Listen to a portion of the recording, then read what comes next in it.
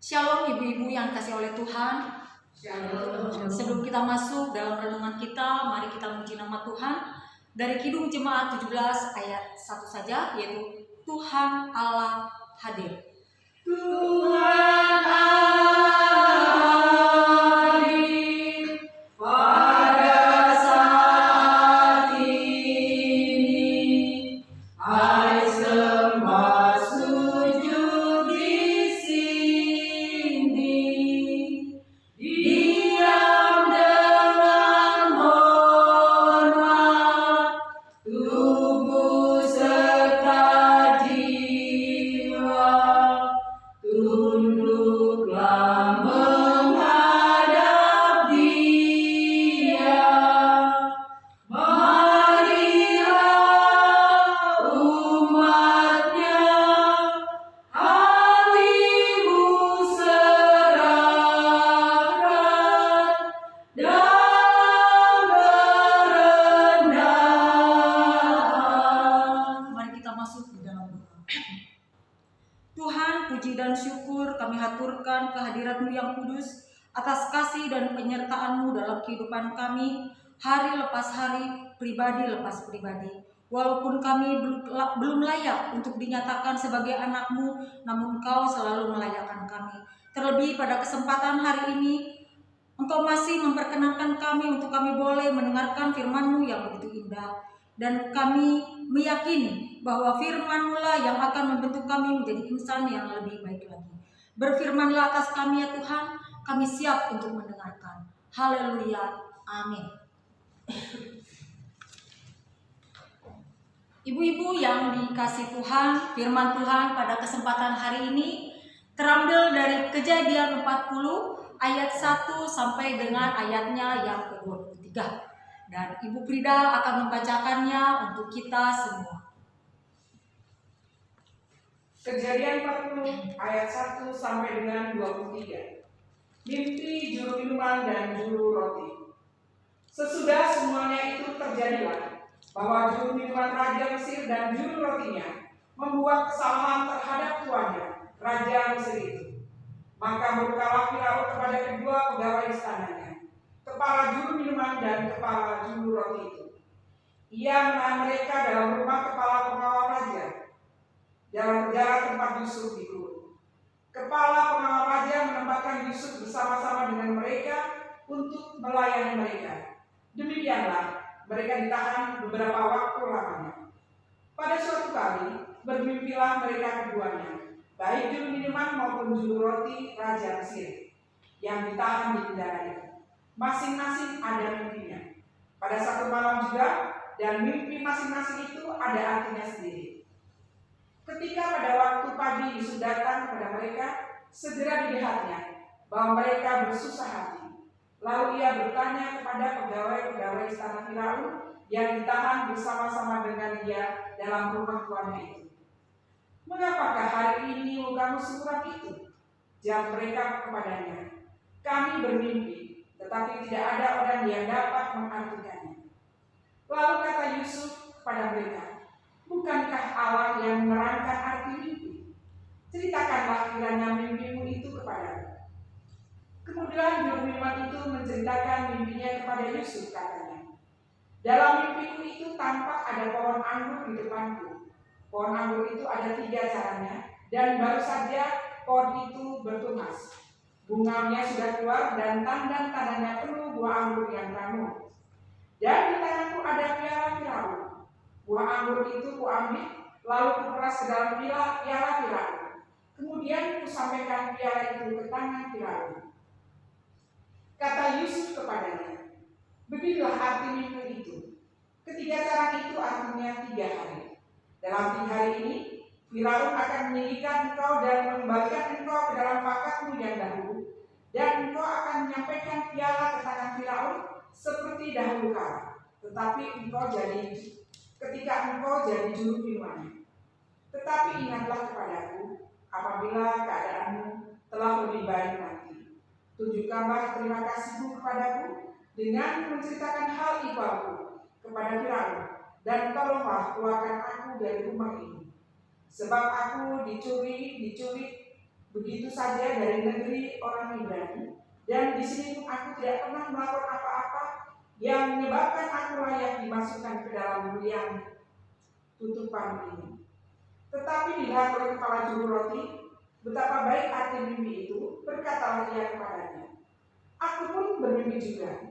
Tampak aku menjunjung 3 bakul berisi panganan. Dalam bakul atas ada berbagai-bagai makanan untuk Firaun, buatan juru roti, tetapi burung-burung memakannya dari dalam bakul yang di atas kepalaku. Yusuf menjawab, beginilah arti mimpi itu. Ketiga bakul itu artinya 3 hari. Dalam 3 hari ini, Firaun akan menjadikan engkau tinggi ke atas dan menggantung engkau pada sebuah tiang, dan burung-burung akan memakan daging dari tubuhmu. Dan terjadilah pada hari ketiga, hari kelahiran Firaun.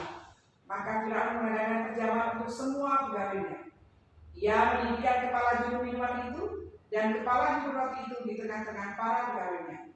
Kepala juru minuman itu dikembalikannya ke dalam jabatannya, sehingga ia menyampaikan pula piala ke tangan Firaun. Tetapi kepala juru roti itu digantungnya, seperti yang ditakdirkan Yusuf kepada mereka. Tetapi Yusuf tidaklah diingat oleh kepala juru minuman itu, melainkan dilupakannya. Demikianlah pembacaan firman Tuhan. Berbahagialah orang yang mau mendengarkan dan mau melakukannya di dalam kehidupan sehari-hari. Judul renungan kita pada kesempatan hari ini yang diberikan oleh Sinode yaitu saling menolong di tengah kesusahan. Ibu-ibu yang kasih Tuhan, sikap saling menolong di tengah kesusahan sudah ditanamkan kepada kita sejak kita kecil, baik melalui pengajaran orang tua kita maupun melalui pendidikan sekolah kita. Dari kita TK, SD, SMP, SMA, bahkan mahasiswa, pengajaran itu sudah sering kita dapat. Dan kita pun melakukannya di dalam kehidupan kita sehari-hari. Kita juga sering menolong, baik di dalam keluarga kita maupun di sekitar lingkungan kita.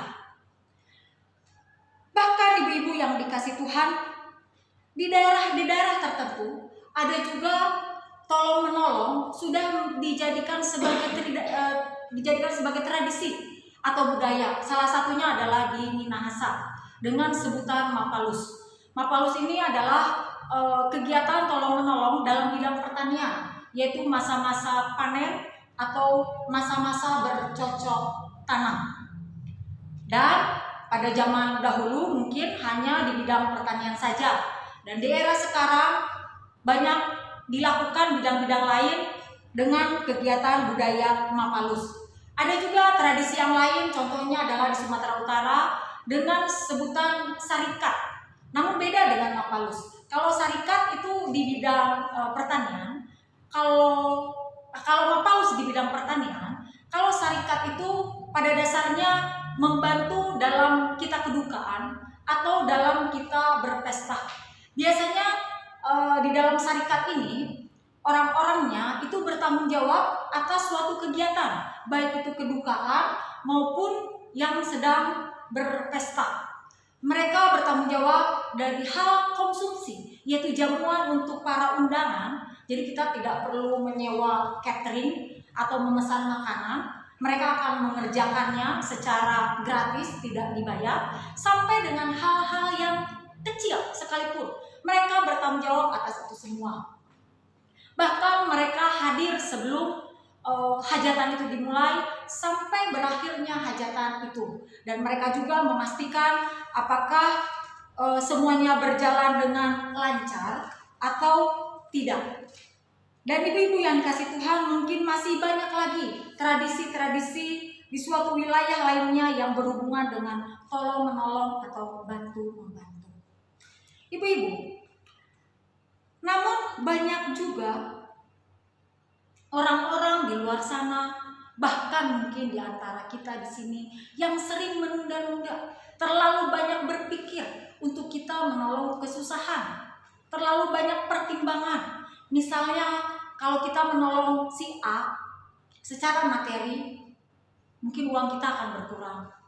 Terus mungkin juga kita akan berpikir kalau kita menolong si A secara waktu dan tenaga, mungkin pekerjaan kita akan terbengkalai. Dan ada juga kita sering berpikir sering berpikir misalnya kalau kita menolong si A, apa yang kira-kira akan saya dapat dari si A? Apakah ada untungnya atau rugi? Karena terlalu banyak pertimbangan, karena terlalu banyak hal-hal yang dipikirkan, lalu kita pun menolong orang kebanyakan mengambil sisi keuntungannya, tidak dalam keadaan rugi. Kalau kita rugi, kita tidak menolong. Kalau kita kira-kira menguntungkan kita, baru kita menolong. Ibu-ibu yang dikasih Tuhan, tidak demikian dengan halnya Yusuf melalui firman Tuhan yang kita baca bersama-sama pada kesempatan hari ini. Perjalanan hidup Yusuf yang ditulis dalam ayatnya yang ke-37, ayat yang ke-39 maupun ayatnya yang ke-50 merupakan salah satu narasi terpanjang dalam sejarah kitab Kejadian. Dan kita pun sering mendengar kisah tentang Yusuf dari kita waktu duduk di sekolah minggu sampai sekarang pun. Bahkan banyak juga komik-komik rohani yang menceritakan tentang tokoh Yusuf. Yusuf adalah anak ke-11 dari 12 bersaudara, dari bapaknya yaitu Yakub. Yusuf dikhianati oleh saudara-saudaranya, bahkan dijual sebagai budak di Mesir. Dan saudara-saudara Yusuf memberitahu kepada ayahnya Yakub bahwa Yusuf sudah meninggal. Dan di dalam perjalanan sebagai budak pun, walau Yusuf melakukan hal-hal yang baik, namun yang didapat tidak demikian. Selalu penderitaan yang dialami oleh Yusuf. Yang salah satunya adalah di mana Potifar memfitnahnya dengan menyebutkan Yusuf telah memperkosanya dan mengakibatkan Yusuf oleh Firaun dipenjara. Dan ibu-ibu yang kasih Tuhan, di pasal yang ke-40, yaitu pasal utama di dalam renungan kita pada kesempatan hari ini, di sana diceritakan bagaimana juru minuman dan juru roti yang melakukan kesalahan dan dihukum oleh Firaun dimasukkan ke dalam penjara bersama-sama dengan Yusuf. Dan Yusuf melayani mereka walaupun mereka sama-sama di dalam penjara. Sewaktu di dalam penjara, kedua orang tersebut yaitu juru minuman dan juru roti bermimpi. Dan mimpi yang mereka alami itu membuat mereka bersedih. Sangat bersedih, dan karena mereka di sana pada saat itu tidak ada yang mengetahui apa arti mimpinya. Sebenarnya Bapak Ibu yang kasih Tuhan, di dalam perjalanan sebenarnya Yusuf mempunyai alasan untuk tidak peduli dengan kesedihan mereka. Karena kita tahu di mana Yusuf sangat menderita, sangat teraniaya. Namun karena naluri, jiwa, hati yang saling menolong, maka Yusuf pun menanyakan kesedihan yang mereka rasakan. Lalu mereka pun menceritakan apa yang menjadi kesedihan mereka, yaitu tentang mimpi yang mereka alami. Lalu berkat pertolongan Tuhan, Yusuf pun bisa mengartikan mimpi mereka. Yang pertama adalah juru minuman. Arti mimpinya adalah bahwa juru minuman akan dibebaskan setelah 3 hari dan akan dikembalikan jabatannya sebagai juru minuman. Sedangkan juru roti, dia akan dihukum dipenggal setelah 3 hari. Sebelum juru minuman dibebaskan, Yusuf meminta kepada juru minuman supaya menolongnya. Memohon kepada juru minuman, barangkali kalau setelah bebas tolonglah, katanya, menceritakan kepada Firaun apa yang menjadi perjalanan hidupnya, fitnah yang ia dapatkan, penderitaan padahal dia tidak melakukan apa-apa. Karena pada saat itu jabatan juru minuman itu adalah jabatan yang paling tinggi, bukan paling tinggi, jabatan yang tinggi. Artinya ada peluang, andaikan si juru minuman ini bercerita kepada Firaun, mungkin kemungkinan Yusuf dibebaskan itu ada. Namun tidak dilakukan oleh juru minuman. Dia lupa akan apa yang telah pertolongan yang dilakukan oleh Yusuf. Dan Yusuf pun tidak menjadi bersedih hati atau menjadi dendam. Ibu yang kasih Tuhan, ketika Yusuf melakukan pertolongan, dia tidak melihat keadaan dia. Mau dia lagi senang, mau dia lagi menderita, dia tetap menolong Yusuf. Tidak seperti juru minuman itu, walaupun dia sudah terbebas, telah merdeka, kembali ke jabatannya yang tinggi, namun juru roti tidak menolong Yusuf. Padahal dia pertama ditolong oleh Yusuf. Ibu-ibu kasih Tuhan, kadang kita menganggap kalau kita sudah mengasihi Yesus, atau kadang kita merasa bahwa kita hidup benar itu dengan kita beribadah kepada Tuhan setiap saat, atau dengan kita membaca Alkitab setiap hari, atau dengan kita sering-sering berdoa, atau kalau kita sering berpuasa misalnya, sampai kita melupakan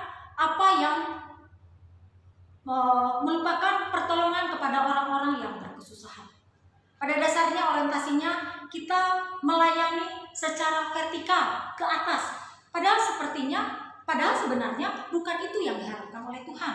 Tuhan menginginkan kita melayani sesama. Tuhan menginginkan kita menolong kepada orang-orang yang berkesusahan. Jadi orientasi ibadahnya adalah horizontal, kepada ke samping. Kalau kita melakukan itu, maka kasih Allah akan nyata dalam kehidupan kita. Ibu-ibu yang kasih Tuhan, mari kita belajar dari Yusuf yang selalu menolong dengan kondisi apapun. Tidak usah kita menunggu kaya, tidak usah kita menunggu mampu, tidak usah kita menunggu berlebihan untuk menolong orang. Itu biasanya alasan saja untuk menutupi hati kita yang tidak tulus. Karena menolong itu harus dengan hati yang tulus. Dan pada hakikatnya ibu-ibu yang dikasih Tuhan, kalau kita menolong orang, itu artinya kita menolong diri kita sendiri. Karena apapun yang telah kita berikan kepada orang lain, akan Tuhan balikan kepada kita, meski tidak melalui orang yang kita tolong. Amin. Tuhan Yesus memberkati.